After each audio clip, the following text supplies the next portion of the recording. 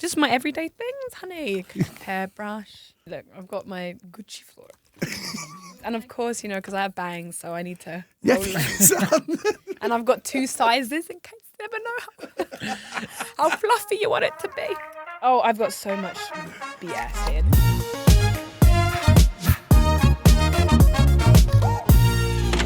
Hello, beautiful human. I'm Zach. That's Anna. Welcome to the studio for the first time ever. A British singer and producer, an incredible human being. Oh. You know her voice. New mixtape on the way. Fancy that. Say hello to PinkPantheress. Hello. Is it this camera I look at? All 3 cameras. All of them. You look wherever you want. Okay. Hi. Hi, nice to meet you. Nice to meet you too. I gotta say, your voice is very delicate. Oh, yeah. Yeah, it's stunningly beautiful. Thank you. I like when I listen to your music, I do have this vision of you.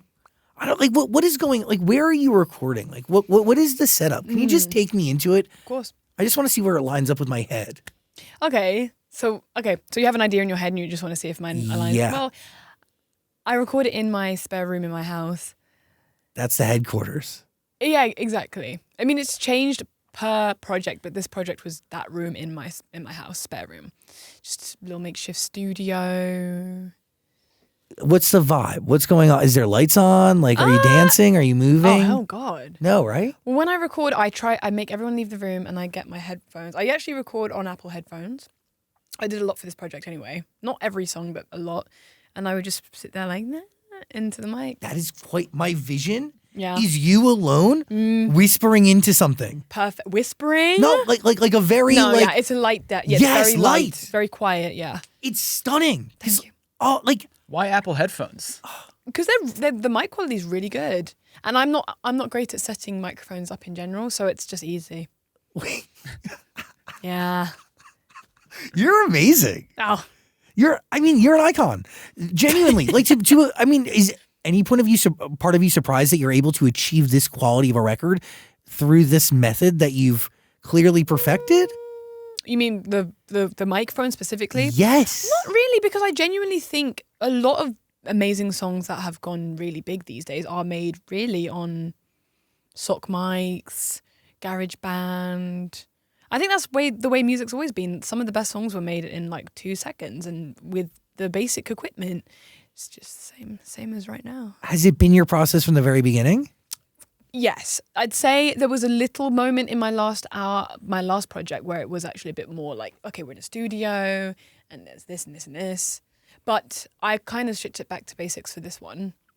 Well, you did that intentionally, I'm assuming. I think intentionally, yeah. I think for me as well, it was a point where I am in my life, in my psyche, where I really wanted to be inside and I really wanted to focus on myself without going out and meeting too many people. So it was perfect, yeah. And it worked for the I was trying to go for basically a more stripped back DIY version of myself because my last project was quite polished, so I wanted to give versatility. Which would you say is reminiscent of what you originally did to get you to this place? 100%. That's exactly that, yeah. So you wanted to go back to... Well, it's not. A balance, right? That's the thing. It's a balance. And you know what? I don't want to make it sound like there's a regression. What I'm trying to make it sound like is that there's a progression of... Okay, it's like I'm taking I'm taking the skill set that I learned on my first album and then the kind of sonics of my first project and then this project's like me combining them together because I have the skill set to be able to make this now. So it's basically like a lot of the criticism I got for my first mixtape was that it was underdeveloped. So I was like, okay, imagine if I made a developed version 4 years in now that's updated and actually sounds a bit more like cohesive without the polished finish of the gloss and everything. But what was it about that album that allows you now to accomplish this? Or the success? I mean, exactly. Well, that's actually a good point. As I say this a lot, like me being able to drop my first album. So I have a mixtape out and an album out. Mixtape undeveloped to people. Album polished to people. So me putting out something polished basically was me trying to show people that I had the capability of making something that was polished. Rather than, oh, this girl depends on samples. She depends on loops. She depends on, her sound is really rusty and like I can't really vibe with it. I made an album for people that could appreciate more polished, more higher end production, cleaner mixing. And now this project is a mix of both. That's perfect way to sum it up. Were you making your first mixtape for you or for other people? Everything I make is for me. But the thing is, as a musician, this is the very hard reality of it, is that as a musician, I can't just sit there and say, I'm making it all for me, and people are just riding the wave with me. It's like, there's a lot of my thought process that is like, okay, I mean, the truth is I like everything that I make until it comes out, and then I'm like, oh God, it's terrible, it's awful, and I have this weird mentality of like, it's out now, so it must be terrible. But usually when I'm writing something, I'm loving it. I'm like, this is fantastic. So my thought process is, if I like it, hopefully my fans will like it. But there are some times where I have seeds of doubt where I'm like, they're not going to like this one. I should take it off or I should change it. And that's a thing you don't want to fall too much into. And that's why for this mixtape, I was like, this is for me. This mixtape is for me. Beautiful and healthy. Yeah. How does that, you were talking about this tendency of like when you hear something that you put out into the world and then like it coming at you, how does that kind of overlap with the success of Boy's a Liar? Well, this is the thing that I have this. I again. Does it drive you mad?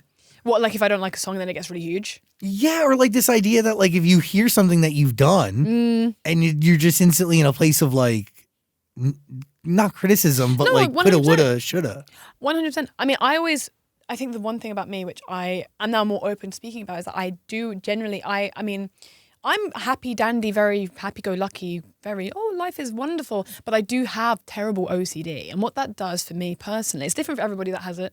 But for me personally, it makes everything so black and white. There is no middle of like, I mean, you know, you made the song and you really like it, so people are going to like it. For me, it's like, I either love it while I'm writing it and creating it, or I hate it as soon as it's out. And there's just no in between. And that is not anything that I can, there's no logic, there's no reason in my head that should have the normal thoughts that a human should have, where it's like, I mean, everyone loves it, so clearly it's a good song. For me, it's like, am I satisfied? Have I lived up to my own expectation with this? You know, if I say to myself, if I listen to Boy's a Liar and I'm like, God, I wish that I made that Jersey Club kick a little bit louder in this mix, and then it's out and I can't change it and it's too late to change anything because it's out, then I'm like, fuck, I've ruined the song, like the song's ruined. And obviously no one's going to notice what I'm thinking. So that, but in my head, you know, it's really hard for me to reason that there's a song out and there's something even really tiny that's in there. So it's really hard for me, like a song getting that big. I'm like, God, they can't hear the Jersey drum is too low. Like, it's really crazy. It's psycho. But is that real? What's real? Your feelings towards that record and things you would have done differently? Well, God, no. That's the other thing about OCD with me is like after a couple of months, it's like I'm looking back and I'm like, why was I even... It's like you're in a kind of trance, especially when you release a song or a tape or anything. Like, it's just the first months of anything, I'm very, like, no one can talk to me. I'm like, don't talk to me because I'm going to be negative and I can't help it. It's really hard. It's a very terrible ailment to have. Yeah, because that could also breed negative things actually happening. Absolutely. Like stopping a song from coming out because you're like, oh, and the song was actually going to be the best song you ever could have made. And it's like, oh no. Do you feel that about something? Is that real? Well, that's the thing. I will say the one thing that I have over my OCD is that I make sure in everything, I make sure the one thing I have is complete power over my actions. A lot of people don't have complete power over their actions. That's why a lot of people with OCD sometimes have to jump up and down 5 times to make sure their family doesn't die. And that's something I struggle with too. But nowadays I'm like, I have complete control. I remind myself, I'm like, okay, even if you think that this part of the song isn't going to be well received or you don't like it yourself, you should still put the song out because you need to live with the doubt. And when you live with the doubt, then anything everything's perfect and fine. You live with doubt. That's the first thing you learn, that you have to live with the doubt. Is performing with your bag a part of your OCD? You know what's funny? I will always try and it comes into it. That's the one compulsion I do have. I have one of a few compulsions that I kind of need this. Yeah. What's in it? Just my everyday things, honey. Hairbrush. You're on stage and you need that? Sanitizer. Of course. What else? Okay. I want to know. Oh, I've got so much BS here. Look, I've got my Gucci floor. I've got my keys, my car keys, and of course, you know, because I have bangs, so I need to roll them. And I've got 2 sizes in case you never know how fluffy you want it to be. Is all that stuff in the bag on stage too, or is it Well, that's the thing. I don't do a recce of my bag before I go on. I just like go on with whatever's in there. Yeah, you're not. It's your actual bag. I'm assuming it's not. You don't have like a stage first. It's not a part of your costume. Well, sometimes it is empty, just on the odd occasion when it's like, I want to show off the bag rather than yeah, the but it's holding something. Sometimes it really isn't holding anything. It's holding me up. But what do you holding my mental? But like, what does it do for me? Yes. For me, it's really just about having something that grounds you. It's so crazy to people that aren't really kind of like too aware of what something like this you can do. Having a bag can really do a lot for me. Even if it's just, okay, there's 20,000 people in front of me and I have something touching me that I know has been with me for the whole day and reminds me that I can get off stage at any point and that I'm not going to eviscerate, if that's even a word, on the stage. It really does help with that. And I have terrible stage fright. The worst stage fright. I like deeply respect that and like really like I appreciate that. Thank you. That's real. It is real. Is it hard to have stage fright but also feel like you need to make art most days of your life? Well, for me at the beginning of making music and still sometimes now, I don't think there is a correlation between making art necessarily. For me personally as a musician, in my aims and in my goals and what I find beneficial to myself, creating art and performing it live are two separate things for me. Because I have different aims with both things. For me, making art is doing something I love, doing something that I believe is an inherent skill of mine, that I was born with, whatever, or I gained the skills of. And then I think performing live is something that is so is unnatural to me, not natural to me. I'm not a performer. I'm not somebody that was born to go on stage. I'm someone that has to now learn to be that person. And I can't dance. I'm not good with movement either. I'm not flexible, anything. So it's really something I have to learn how to do. And people are going to have to watch. People are watching that in real time. I've fans that have been watching me since 2021 come up to me and they're like, you've gotten so much better. And I'm like, well, if you're saying that, that makes me really happy. My aim with going live is seeing my fans and like that. There's like, am I doing it for myself? Like, yes, I love to get better at performing and there are parts of performing live, like especially with a live band, it sounds amazing hearing your songs live. But me, naturally, I was never thinking I need to be on that stage growing up. What were you thinking growing up? I was like, I want to make this song. I want to write music. A song that's inside your head, or? Well, I've just always been such a big music fan, and I'm obsessed with, again, I sound like a nerd. I was always obsessed with chords. Like, I was always obsessed with certain lyrics that, I don't know. By the way, you should be proud of yourself. Your music video is great, and the choreography is awesome. Thank you. I mean, is that like a newer form of artist expression? Dancing and the art of a music video? Oh, well, that's another thing. Music videos for me, it's something, again, I've had to warm into because, again, as similar to a crowd, I'm not natural in front of a camera either. I've gotten better at that, but it's obviously a lot easier because you can do different takes and it's like way less people, obviously. But yeah, I really, really loved the video for tonight. I love that video. That was so much fun. And the dance was fun too, learning it. And there's no bag. You can't bring a bag into it's set in Georgian time. I was going to say, a little different. Come on. Little different. Can't break the fourth wall. Fancy that, by the way, is the mixtape. Yeah. Why is this a mixtape and not something else? Because I think for me, the only difference for me in my head really is that there's a different mindset I go into. If I went into it thinking it was an album, I would have called it an album, but I went into it thinking it was a mixtape. And the difference is, I suppose for me, personally, it's very small differences, not anything big, but it's like samples I'm going to probably be a bit more free with. I'm going to be more free with like lyrics. I don't feel like every song needs to be super like detailed or cohesive to a theme if it's a mixtape, because it's a bit more like, okay, let me throw together something I want you all to hear. An album for me is like, okay, I feel like there's at least some conceptuality. Got it. Between every single song. Can we talk about, Panic at the Disco? I love them. Is that an actual collaboration? Is it a sample? What is going on tonight? It's a sample. It's not. No, it's not. It's a sample. I do love that you're a pop punk girly. I love that. I used to love. Well, that's the thing. It's kind of funny. I feel like pop punk kind of isn't really It is obviously. I just think that phase of that era where it was like a lot of yeah, fueled by Bamboozle. ramen artists. Like Oh, you got are you kidding? fueled by Yes. ramen. It was all Yes. Paramore and Yeah. Fall Out Boy. And so I was really a huge stan back then. Dude, that's Bamboozle. That is Warped Tour. Yeah, That's just Warped an Tour, era of music. Kerrang. Oh, yes. No, you get it. I do. But deep emotions in those records, which, by the way, come through in your songs too. Yes. Deep emotions wrapped around a very different sort. Like, it's really like, I call your music like delicate, but also makes you want to move and feel. It's beautiful. Thank you. What song did you sample? We were listening to tonight earlier and we couldn't figure out what Panic Okay. song you were sampling. Educate us. Oh, I'm about to be stupid. I always get the title of it wrong. I know it's called, let me remind myself. It's a Panic. So it's from that album Pretty Odd. That's their second album. And the name of the song is, let me get this right for you. And I'll play it for you so you can actually hear. It's literally exactly, it's a sample, but it's literally exactly how they started their song too. So I'll play you theirs first.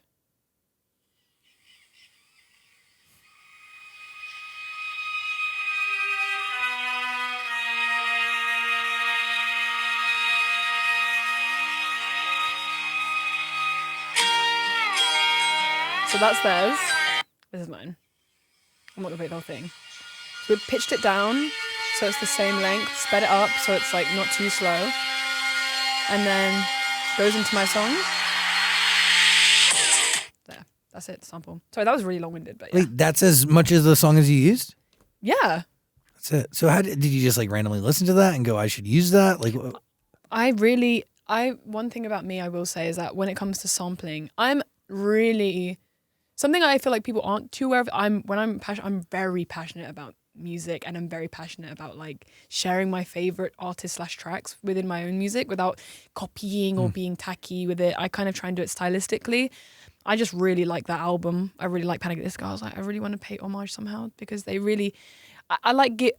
In my opinion, it's kind of like giving back in a weird way to my teenage self. That's being cool. able to now have the power to do this. So how does tonight Cheesy. start?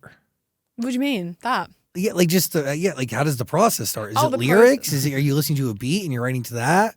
Well, we were in New York. It was me and Count Baldor, and he was one of my producers. And we were listening to, there's this artist called Tom Zanetti from the UK. And he has a song called You Want Me, and it's a very bassline heavy song. And I was just it's so good. And I just really wanted to make something with a similar bass line. So I just I did the chords, I did some of the bass line, he cleaned it up, added some stuff, obviously. And then that was it. And then lyrics came a lot later. And the melody came a bit later, yeah. Do you write it on your own? Where do you? I wrote it with my exec producer, Axel. We were in we were in LA, and I just was like, I really liked, I like Armand, I pronounced his name wrong. Armand Van, let me get the pronunciation right. Wait, Armin van Buren? Armand Van Helden. Oh, And he made that song, You Don't Even Know Me. It's like a really classic club song. I really just wanted to play around with like some similar cheeky, like kind of like provocative lyrics. you want sex with me? Yeah, I mean, Come talk to me. Come on. There has to be signs of maturity somewhere in your life. I mean, are you in your very direct and Well, blunt that's the thing. era? As an artist, I'm very tame, and my whole career I've always been very subdued and sometimes very like passive. I feel like I've never been too active in my music. Luckily, I feel like there are some people that either love me speaking very provocatively, or there are some people that are like, oh no, this is not the Pink I know. But lucky for them, the mixtape is not. This is definitely the only song where I'm really talking about this kind of thing for them. By the way, we mentioned pop punk influences, but there really is like the most influence pulled from dance music. 90s, 2000s. You're working with legends, Yeah. UK greats. Yes. How do you curate these collaborations? Because we're talking about like Just Jack, Basement Jaxx, Underworld. Dude, this is a real deal. I don't know. Are you going to somebody with a list? Is it Oh. like happening by chance? No, Like, it really is just when I want to sample something, I try and do it craftily, and obviously the label will have to get involved when I need to clear samples. And sadly, I haven't met Underworld yet. I would love to meet them. I think they still do festivals. I met Basement Jaxx though. You're amazing. Sampling the Sugababes? Sugababes. Sugababes. That's a candy. Sugar that is a candy. Have you had the candy? Yeah. That's an American Sugababes are thing. classic. I don't want to try Sugababes. No, they're gross. Yeah. No, they'll rot your teeth. They'll be really bad. But so when you're actually like, when you're sampling these records, they need to hear it, right? Like these artists need to physically approve this. Oh, of course. It's pretty cool. It is. It's somewhat validating. It is. And I remember having it, I sampled Linkin Park. And obviously Mike Shinoda, I really hope I'm pronouncing his name. You are 100% doing that correctly. Good. He had to listen to the track, or I guess some of the members of the band had to listen to the track, and obviously knowing that they had possibly heard the song that I sampled them was amazing. I was like, that's crazy. Yeah, you are like a... I know, but yeah, I'm tapped. I love music. I love music so much. Wow. I love it. If you're around next Wednesday, I'll introduce you to Mike Shinoda. Please. If you're around in Beverly Hills, I'll introduce you. Please. I think they're doing some live shows or something. I really want to see. If you're around next one, I'm not kidding. I'm like interviewing him for some panel thing. Really? Yeah, he's coming. I need to. I'm going to be a fangirl. Sure. Yeah. Yeah. When you're looking for down. songs to sample, do you just have like a list you're going through, or you just kind of dive into the internet? If something sticks out, you like try to use it? No. So when it comes to, I never look to sample something. What I will do is I will listen to, let's say for this project, I knew kind of what soundscape I wanted to try and do. I would I'd spend literally whole evenings, hours, days listening to every associated artist I could with the initial source. And then through that, I'm kind of like noting in my head which songs I remember I could sample. And that's it. But I don't necessarily look to sample, if that makes sense. But like, when in your life do you start listening to all these vintage artists? Because you were really born in 2001. I really was. In the internet. The internet. The internet. I spent a lot of time indoors. On the internet. Are you a self-taught musician? I got taught piano, but then I took it upon myself to continue. You could say that, yeah. I'd say that. Are you producing? Yeah, yeah. You produce everything? On this project I produce, I want to be fair to all the other producers. I'd say there was I worked on every song, yes. What did you learn from making this mixtape? What did you learn from making the mixtape? To be more liberal with everything.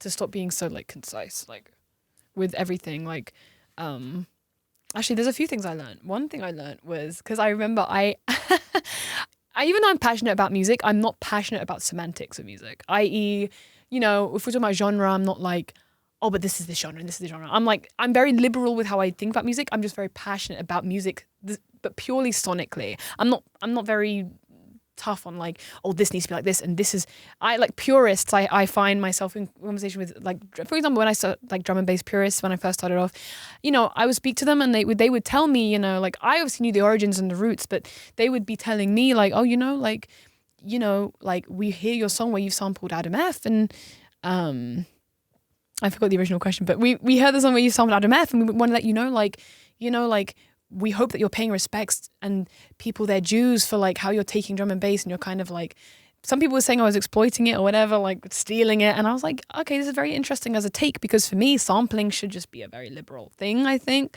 Personally, that's my take on it, but I know people would disagree. But I just think music is, at the end of the day, like something it's a sound, it's a sense. So why should we restrict how people sense something? Anyway, that's some really cheesy shit to say. But all that to say, I learned from this project though, one thing I did learn, which I wasn't thinking about before, track listing. I remember I got grilled because I once said like, oh, I didn't know that people really paid attention to track listing, and at the time I really didn't, and that's just an honest thing. I'm somebody, semantics, I'm not necessarily too pressed about semantics for my personal taste in my listening, but for this project it was very fun to actually, because upon reading all the comments I was like, she needs to educate herself. I was like, let me educate myself then, and I did. I was like, this is interesting, let me listen, and it made me listen to some of my favorite albums differently. I was like, God, damn, like I could have paid attention to this sooner, and I'm glad I did. Like, this is kind of sick. This is a very sick way of listening to music. And even to avoid myself sounding too juvenile, like, I don't think you're ever too young, old to learn anything new. I'm 23, and learning that how to tracklist this mixtape was very fun for me. And we'll be applying it in future projects. I mean, when you tracklist this album, are you taking sonics into account, the story into account, all sonics. of it? Because it does flow. Exactly. Yeah. Well, that's the thing. Well, I got my exec to kind of take a look at it. I was like, okay. It was one of those things where I was like, okay, we've got all the songs now. The order is the thing that we should focus on. So I was like, okay, can you take a listen and see what you think off of first glance? And I'll do the same. So we did. And he came up with his thing and I came up with a similar thing. And we were kind of like, oh, it aligns pretty well. It just felt right. And I think also not too much with the lyrics, the cohesion with the lyrics, but more so the way that it kind of like, the way that it kind of like, I guess you have to take into account how someone might move when they're listening to it. Like, is it going to be like you're tapping your feet to one and then headbanging to the next one? I kind of wanted it to be a more like a nice, steady, like for somebody to like listen and understand the BPMs. Oh, yeah. Interesting. Yeah. Because it sonically flows. It feels like one song moves into another. So glad you say that. It's great. It's really good. And is there any sort of like strategy behind the length of your records? No. Strategy in terms of like how it will like chart or something? I don't know. They're mostly under 3 minutes and very brilliantly succinct. Succinct. Plus, I don't know, like... Wait, what does succinct mean? Concise. Short and to the point. Okay, got you. No, there is no... For me, there's not. I'd say for me, my personal tastes when it comes to me as an artist, because I'm not speaking about anyone else when I say like I prefer certain song lengths. I know that I could listen to Linkin Park 4, 5, 10 minutes because I love how Chester's voice sounds. I love his voice. So, but for my music, I think my voice can be a little, what's the word, shroud? It's like it's a high frequency because it's pitched up, and also I have a natural like higher singing voice. I don't know how appealing that would be to have 3, 4, 5 minutes of this voice at the same frequency and with the fast drums. I just don't know how appealing it is to me to listen to that for more than a few minutes. So I kind of apply that to that's one thing where I do try and make sure I'm listening to myself. I don't really try and let other people affect how I view that part of my music, because I feel like if I gave people a 5-minute song, I feel like they'd be like, oh, okay, maybe she was right, because her voice is being at the same key for the whole song. It's really fast, and now my ears have tinnitus.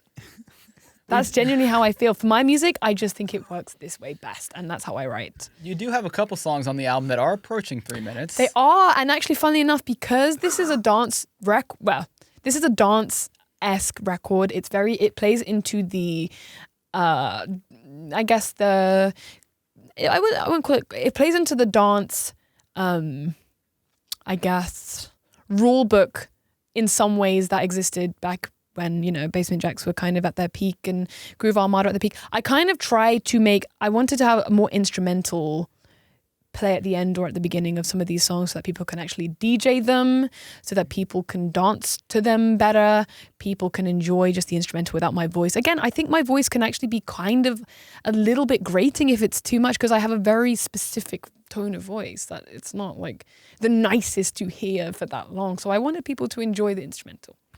Which we worked hard on too. How did you realize you could sing at all? It's a tough one because I feel like I'm not actually the best singer. I don't pride myself on my singing. I pride myself on my production. So for me, learning when I could sing was more a later discovery when I was like 17. And I was like, yeah, I felt like this could be good enough to record on with. Who pushed you? You just yourself? Me, myself. Because I really wanted to make music and be an artist. I didn't want to necessarily, I don't pride myself on my singing. I pride myself on like the melodies, but not like this actual vox. How about your lyrics? Yeah, and my lyrics. I love my lyrics. They're great. Thank you. You love Lily Allen. Exactly. That's what I was going to say. She's a big inspiration behind my lyric. She's incredible. One of the best writers. Fuck You's one of my favorite songs. Oh, that's good. God, there's so many. I really love her. I listen to her all the time. All the time. Yeah, she's really good. I mean, have you met her? Would you collaborate with her? Oh my God, I have met her and I would collaborate with her 100% because she obviously still makes music. She's a lovely woman. Lovely lady. Lovely lady. She is working on music again. Yeah, she's never stopped. You're both big UK garage fans. Maybe there's something there. I 100% would, and obviously like she, the way she sings with her British accent very strongly and proudly is a big inspiration behind why I do. Interesting. Yeah, I love it. Because growing up, obviously, like you have a lot of artists that sound more American, but she really played into it. Her and Kate Nash. Are you still based in the UK? I live between here and the UK. Because I was wondering, like, if you were based in American Los Angeles, would that change the sound of the music you're making? Like if I was based or if I was born? Born, based? Oh, of course. No, if I was born, I don't think I would have, I don't think I'd want to make the music that I'm making because I feel like, part of why I feel like I can comfortably make music like this is because I'm from the UK and this is really where the, garage and drum and bass, like this is a hub. That is one of the hubs, the main hubs of that genre. I don't know. I'm not saying people from America can't make this type of music. Of course they can. But I mean, for me personally, I don't know if I would have discovered it at the right time to have made that call. Fancy that. Exactly. If you want to listen to it, which you should, there's a link below. It's on Amazon Music. Go, go, go. Which song changed your life more? Pain or Boy's a Liar? Part 2. I say Boy's a Liar, actually, way more, yeah.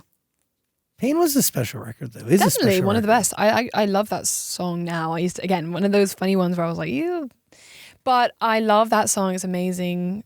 And it did a lot for me when I was, I must have been 20. I was 20 and it did do a lot for me. It definitely put me in, obviously, a spotlight. But Boy's a Liar did do more because it affected my personality, my development as a human being. Explain that. Well, after I made Boy's a Liar, upon even meeting Ice for the remix, I learned a lot about, how to play into the idea of being actually a pop star role or a more famous figure. I think before that song, I wasn't really fussed about being too famous or in the public eye. Or I was, but I didn't know how to navigate it. I had no idea. So I didn't really have a look to me. I didn't really have a signature hairstyle. Didn't have a signature look or necessarily. There was no yearning for me to want to present myself to people. And I don't think anyone had a yearning to see me. But I think after that video came out and I learned, even watching her and being like, wow, she really has her branding down. I was very inspired. She's like really inspired me to like figure that out for myself because I had my aesthetics behind closed doors, but I was too scared to put it out there until after that video. And I was like, I should just be myself and I will just be myself. And that did a lot for me. Gave me a lot of confidence I didn't have before. Does a timeless record like that, yes, produce confidence, but does it make your OCD worse or better? That one didn't make my OCD worse, funnily enough. Obviously, when I made my solo version and it was out, I love every song I make while I'm working on it. When it first came out, I was like, okay, this is cool. I obviously had my doubts because, as I said, I'm a perfectionist. I'm like, why did I choose this melody choice? Obviously, people really liked it, so I was really happy at the reaction it got. Doing the remix, though, once it got really big, I was, more than anything, I was really riding that wave and just, like, I loved her verse. Her verse is so fire. So I was really riding the wave of just, like, this is a great moment for her. Like, I was really actually watching her thing and being like, this is fire. Like, this is so good. What she's, like, the verse, because that verse is a lot of people's reference point to that song. And I'm like, yeah, it's a great bloody verse. How did that come to be? How did you meet her? She put it on her, she posted a selfie and she used Boy's a Liar. And I was like, hey, because I knew Munch, I knew the songs. So I was like, hey, what are you saying? And she followed me and I was shocked. I didn't know she knew who I was. So I was like, and we figured it out. It was a great moment. Timeless. It's a good, I love that. It's pretty crazy, right? No, it definitely is. And honestly, like, I do songs like that for the cultural significance that it will, like, doing that collaboration was such a good thing to do for a lot of people our age, a lot of girls who love that song and sing it together at sleepovers at the clubs. It was a very good thing to have. And also me being British, her being from New York, it's just so cute. Does it change anything though for when you go into the studio again? What, that song? Yeah. What do you mean? The success of it?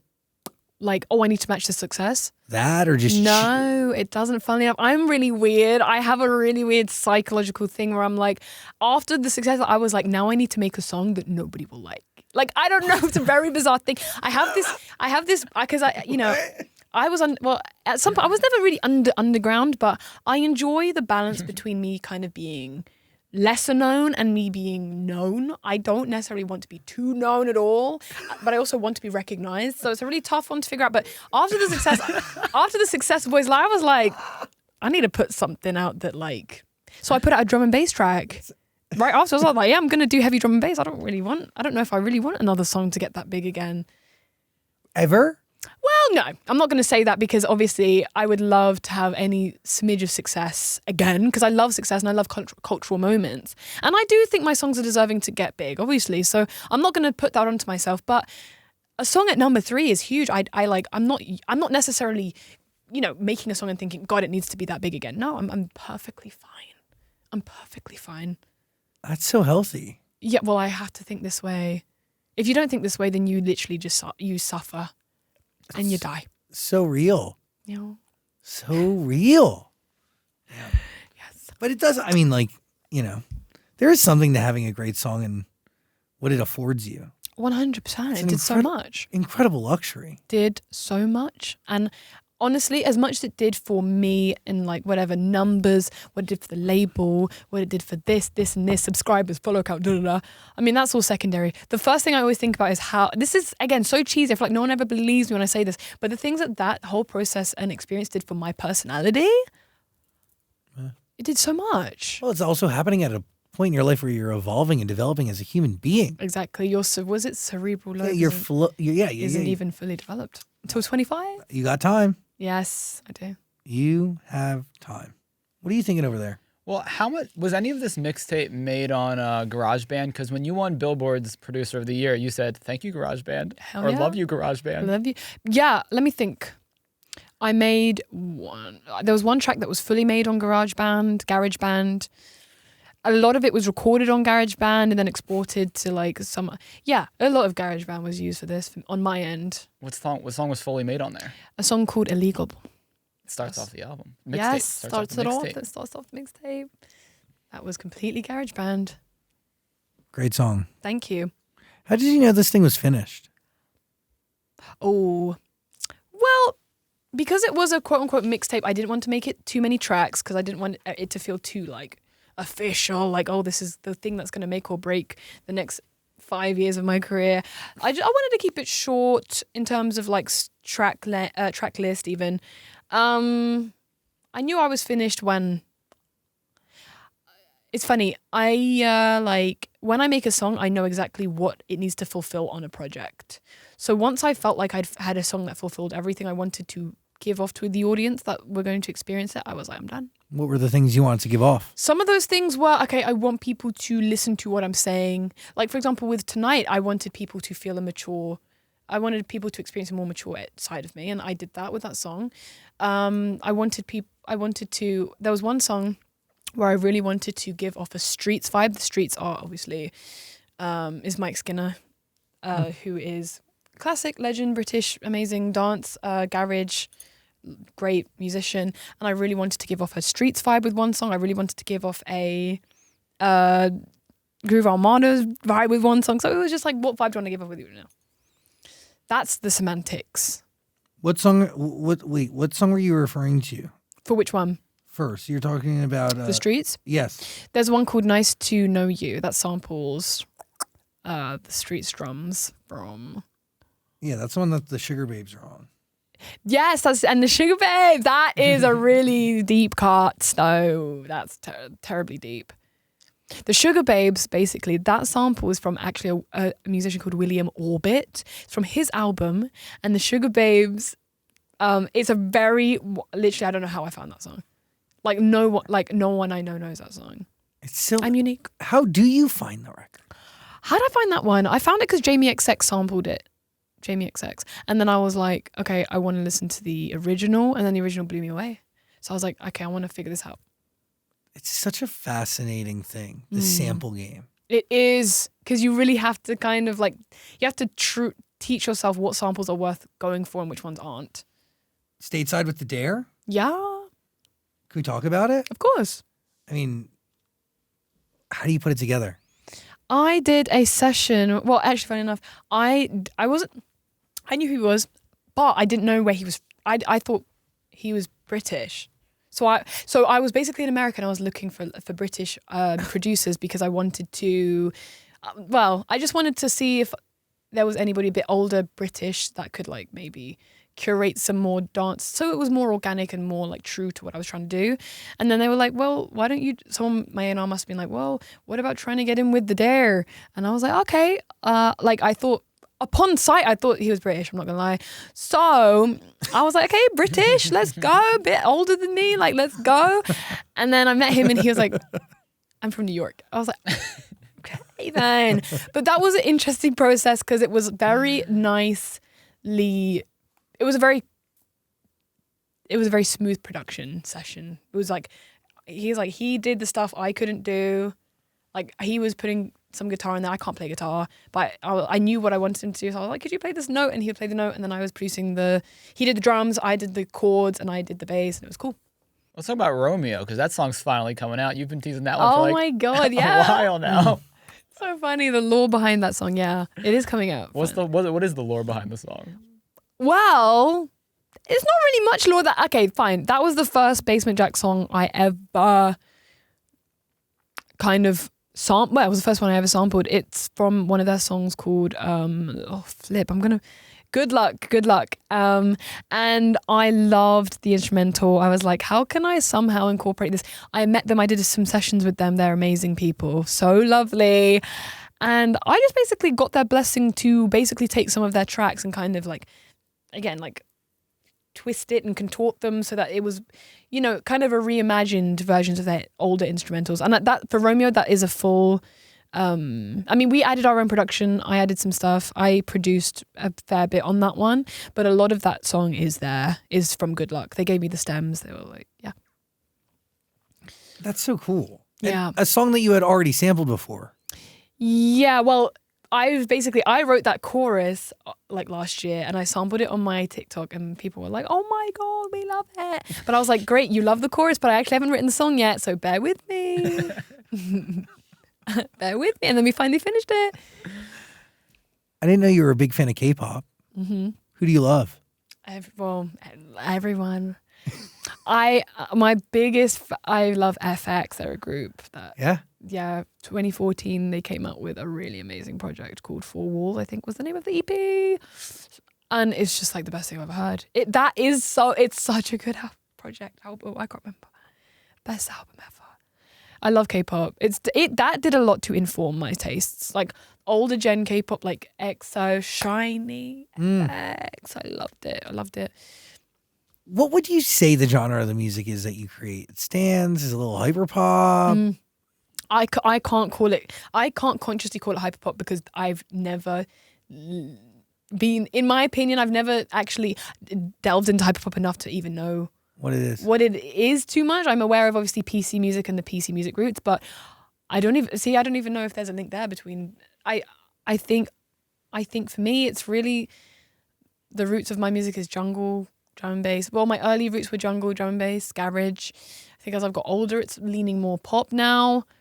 But there is no, again, but when it comes to genre, I'm like, whatever. I have to obviously pay dues to the actual genres that started me off and what I'm sampling. But really now I can really call it a blend of electronic dance. Some might call it even club, this project. Yes. But yeah, it's whatever you want it to be. Pop is probably what a lot of people would say as well. Why limit yourself? Exactly. Just create. Yeah. Yeah, it seems like you follow no rules when it comes to making music. I try not to. Sometimes you don't need a bridge, you don't need this. You're just kind of like, whatever I feel like making, I'm making. Kind of, yeah. I think if I made music any other way, people would be let down. And I'm being so serious. Like, I genuinely think if I try to follow the rule book, I think a lot of people would be like, damn, she's lost her edge. She's lost her touch. And I agree with that. I do think that there's an inherent way that I think about music and I make it. And I think that's why I think some of my songs have done well. I think that's also a reason why some of my songs haven't done well too. But that's just me. Carry on. Can we talk about noises? Oh yeah, of course. I'm Home Alone. I'll do just what I want to do. Yeah. I hear someone knock on my door, but now I'm in the nude. But my parents said that they would be returning soon. I Yeah. think I hear some noises in my living room. What the fuck is that? Yeah. Do you want me to Sounds like a movie. Exactly, storytelling. That one's about a drug dealer coming to my house to get money for the drugs I bought. I don't do drugs, by the way. Oh, so not a real story. Not real. I mean, I've never done drugs, but I've definitely been with my friends when shit has hit the fan, and they need to pay someone they haven't paid, and then it's like, oh, someone's knocking on my door. That actually has happened. So it is a kind of a true story, but just I'm not the one purchasing the drugs. Got it. Yeah. How does this record start? Is it production and you are evoking this idea, like this, I don't know, fear? What is it? That song specifically, it was, I really wanted to sample, is it Sun Touches? I really can't remember the name of the song. God, that's how many songs are in my brain. Let me make sure. It's Groove Armada. So this is the sample. It's not this is super styling. Okay, so what's the name of the song? So I can make sure I'm crediting things correctly. It's from Goodbye Country. I don't know if you're aware or familiar with their work. But that one samples this song. Oh, that's so funny. It's called Goodbye Country Hello Nightclub. So it was this. And I just thought this is the best thing I've ever heard. I was like, this is the best thing I've heard. And I listened to this whole album and this was the thing that stuck out the most. So I just really wanted to sample that. And so we did. I got Axel in. He basically made the drums, did the whole chords, everything. I did the strings. And then I really wanted a funny sample thing that I thought would fit. So I found Nardo Wick. I found what's it called? Who Wants Smoke? I isolated the vocals, put the what the fuck is that? And then I put it in the chorus. And that's how that was saved. You're a big fan of Subway? The food? Mm-hmm. Yeah, I love Subway. Same. You know? He loves it. He's the only person I know who loves That's it. that's what people say about me. They're like, I don't know anyone else that loves Subway. I'm like, find more friends. I love Subway. I love Subway. You make your own sandwich. If you don't like the sandwich you get at Subway, it's your fault. It's your fault. True. You made the sandwich. Yeah, I go there every week and people are like, why Subway? I'm like, why not? Why not? You choose. Delicious. Have you been to like Jersey Mike's? Oh, no, I haven't touched Jersey Mike's. Oh yeah, you're a purist, eh? Not even a purist. It just like, I don't know if it's the branding or something that kind of puts me off. Not me ruining my chances of a brand deal with Jersey Mike's, but I'm also, it's too American for me. And Subway is... We have Subway in the UK. We don't have Jersey Mike's. Oh, you're fair. Very fair. By the way, happy almost birthday. Oh, yeah, thank you. 24. 20, I know. That's pretty good. What do you mean pretty good? You've done a lot for 24. Thank you. You should Yeah. be very proud. Well, thank you, I am. You should be. Thank you. How old are you? How old do you think I am? Oh. It's always a weird game. I don't know. Okay. No, I'm 32. You're 32? Yeah. Okay. There you go. Really? Yeah. Okay, good. Yeah, great. What do you think I'm older? No. You lying. No, I didn't. No, I'm 32. Okay. My birthday's May 2nd. Your voice, because it's so raspy, I associate rasp with being older. Oh, it's just weed. Oh, right. Okay. Right, sure. Yeah, just pot smoke. You're the subject of my project. What do you mean? Buying drugs. Oh, yeah. You know, it's so funny when you're saying that story. I got a flashback to when I actually bought drugs in the UK. Oh, terrible I experience. You have to get in the car and then go down the road. Did you not do? What did you do? No, this guy came on like a scooter. Oh, a ped. Yeah, and he had it in his back, and he just like, a quick transaction. Yeah. It was really convenient, to be honest. It is. Is it not convenient here? I mean, it's even more convenient here, but I was just surprised how convenient it is for a place where it's illegal. Oh, yes, because it's legal here. Yeah, you can go to a store here. You can get delivered to you right now. God. Yeah, over there it's funny. Over there you have to get in. My friend has to get in someone's car, drive down the road with them, then circle the block. So that is insane. And that's just for bloody weed. Yeah, it's so crazy. It's not just for weed. You have said in interviews that you are lazy. I'm lazy. Is that real? Remind me of the context, though. Well, you said that you're I've heard you say it a couple times in interviews. I'm pretty lazy. you're always trying to do the least, but actually, I am. That's true. It's not that I try to do the least. I think what that means for me, and then I'm someone that I kind of mince. I don't mince words, or I mince words. I can't remember. But I mean, even that's such a lazy response. That's how lazy I am. I mean, I just try to make things as efficient for myself as possible. I like that. And that doesn't mean that I don't try hard or I don't work hard. It just means that whenever I push or exert myself to do something that isn't natural to me and that I haven't given allocated enough time for myself to develop and become better, I push myself too hard and end up going crazy. I go nuts. So for me, instead of pushing myself, I just keep things so simple. I stay in my lane of comfortability. You won't find me going outside, exercising and doing a lot of, I'm lazy, I'm staying at home, I'm making my life easy. I don't overthink about things I shouldn't overthink about because I'm lazy. I can't be bothered to overthink because if I overthink, I go insane. You wouldn't go to Coachella today. Because I'm lazy. All that sun, and walking around. Well, I mean, no, yeah, of course I'm going to miss some amazing acts, but like I will catch those same artists when they do a show near me. I don't know if I want to drive 2 hours and go to the desert. It's just a lot. I'm very comfortable. Let me rephrase. I'm not lazy. I'm comfortable. I enjoy where I'm comfortable. I don't try and drift outside my lane. That's what, even with my dancing, like I'm not going to be doing like crazy stuff. I'm going to be doing like a nice chill. You just went from a hard Vogue to a soft Vogue. Yeah, but it's a big difference. I just want to, but you know what? It's kind of me trying to give off as well.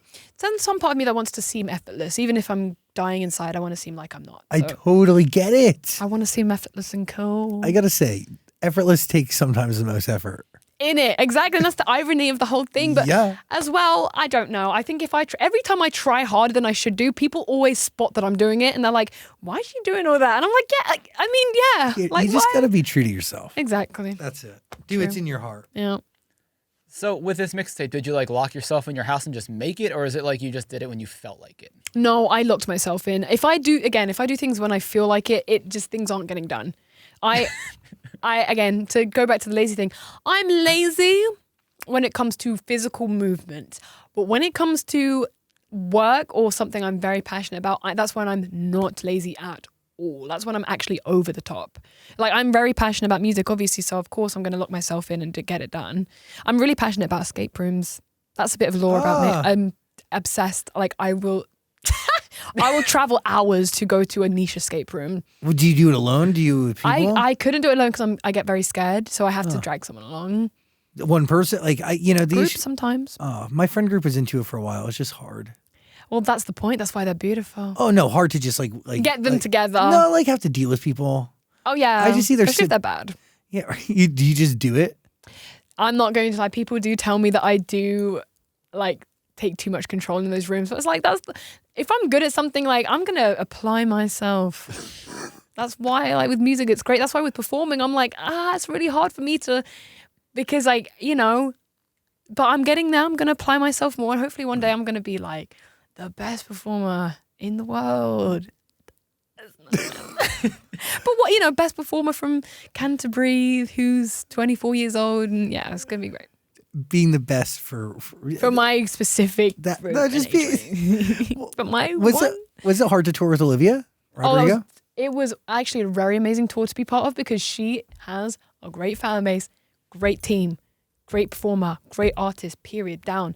But for me, it was very difficult to not be part of that tour, but to perform in an arena was very, very trifling.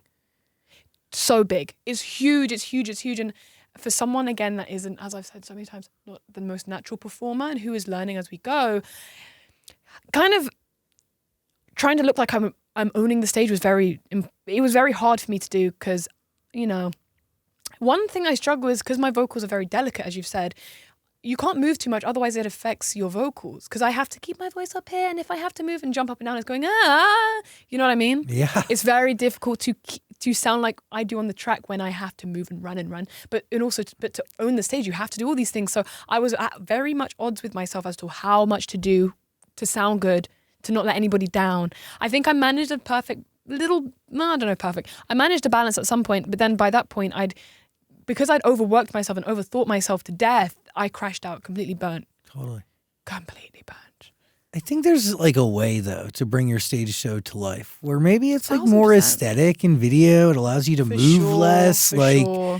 Like there's, I mean, your songs are good. They're incredible. They're good enough without you having to do I agree. And that's why crazy physical movement. 100%. Actually, a lot of what my life has been me kind of finding out what that is. And at the beginning, it was just me and a DJ. Now it's me and a band. So now we've developed it to a point where at least my headlines can make for a good show and like a very enjoyable show. Festivals can be hard because these aren't your fans. And so sometimes I struggle to like match the energy of the audience, when especially if they're not sure who I am. But I guess when you're an opener as well, that's a kind of similar vibe. But I suppose being an opener anyway, you don't it's not your show. You can't necessarily order to have all these things for your stage because it's not your show. So for me, I had to kind of fit myself within the constraints of being an opening act. And I think, I think I did a good job. I think we all did a good job, and they were very great and supportive of me. I think where my shortcomings came from my own self and my own mind. And I think what's that phrase where you go, that's my just gets, that's my dessert. You don't know that phrase? That's your just desserts. That was my just desserts. Me crashing out and burning was my just desserts for accepting something that I didn't know if I was ready for. That was one of those things where I lived with the doubt. Like everyone tells you to do when you have OCD, you live with the doubt. But the one thing that comes with doubt is negativity when something bad happens. Yeah. Because you haven't prepared, because you're like, well, I'm going to live with the doubt until it happens. So then I didn't plan carefully in my head about what I would do in case it did get too overwhelming. I didn't do the self-care. I didn't look after myself. I didn't, and I ended up burning and crashing out, and that's my just desserts. It's my bad. I should have.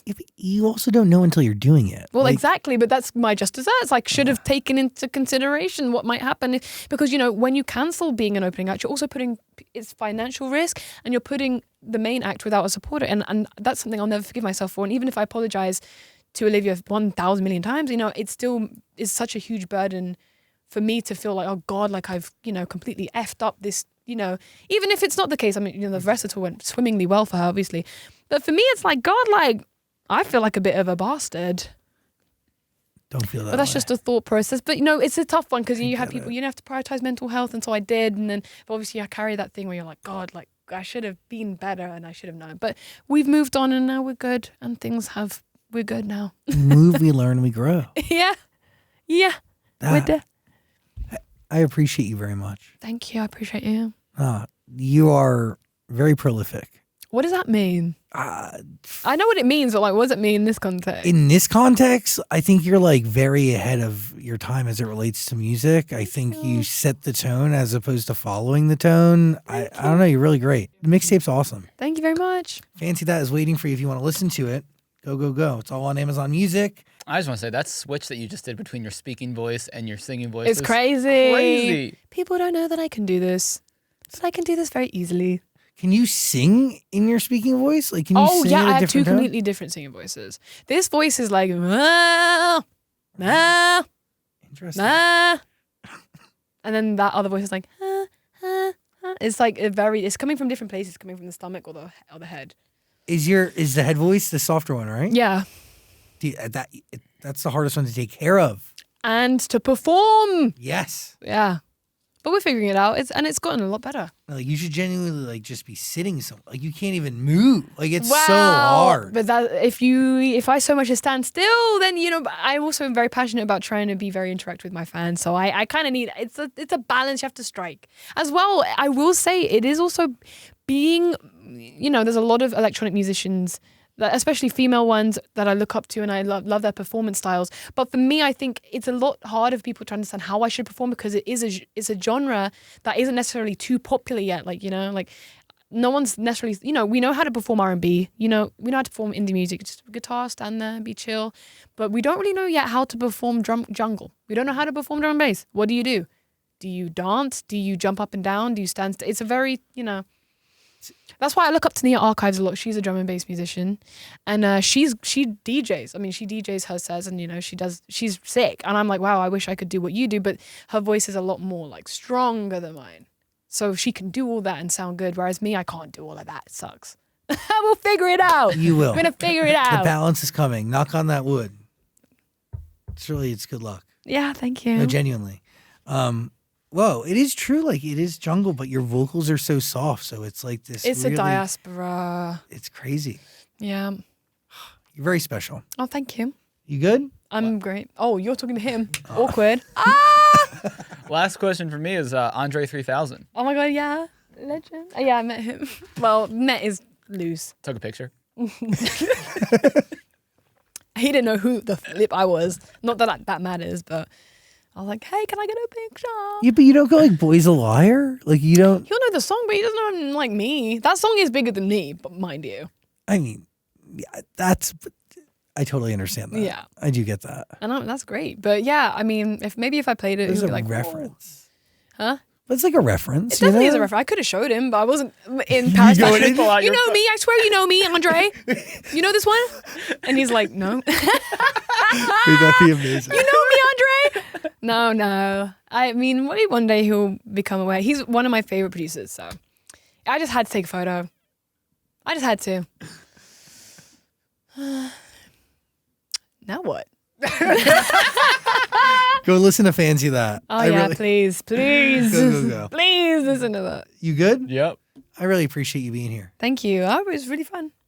We can do it again whenever you have another project. We're always here. Mike Shinoda. On Wednesday. I would love to meet him. We'll give you the details. It'll be more than, just a quick photo. I would Yeah, say. please. I would love to just say hi. Yeah. Yeah,